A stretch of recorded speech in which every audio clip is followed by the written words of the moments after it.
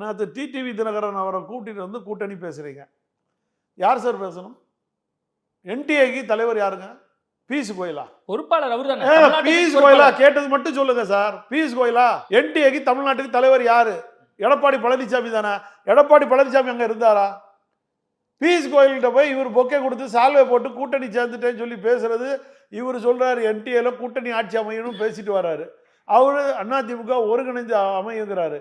அங்கே அணிகள் இணைஞ்சாலும் மனைகள் இணையவில்லை. நல்லா புரிஞ்சுருங்க. இன்னைக்கு வரைக்கும் என்டிஏ தலைவரை பார்த்துட்டாரா? நேரடியாக பார்த்துட்டாரா? ஏன் என்டிஏ தலைவர் அந்த இடத்துல பியூஷ் கோயல் பக்கத்தில் இல்லை? தினகரன் முன்னாடி நிக்கிறதுக்கு பயம். அதாவது தினகரனே சொன்னார். வாழ்த்துக்கள் போட்டது பாத்தீங்களா? எடப்பாடி வாழ்த்துக்கள் நான் கூட தான் போடுவேன். அண்ணா எடப்பாடி பழனிசாமி பியூஷ் கோயலுக்கு கூடால இணைஞ்சதுக்கு வாழ்த்துக்கள் நான் கூட தான் போடலாம். எல்லாரும் தான் போடலாம் வாழ்த்துக்கள். ட்விட்டர்ல போடுறதெல்லாம் ஒரு கணக்கா சார்? நீங்க நேருக்கு நேராக பார்க்கணும். நாளைக்கு இவருக்கு கொடுக்குற தொகுதியில கஷ்டப்பட்டு தான் அவர் வெற்றி பெற முடியும். ஏன்னு கேட்டா இவர் வந்துட்டா சிக்கல் சொல்லி எடப்பாடி பழனிசாமியே அண்ணா டிடிவி தினகரன் எத்தனை சீட்டு நிற்காரோ அங்கெல்லாம் ஆப்பிப்பாரு.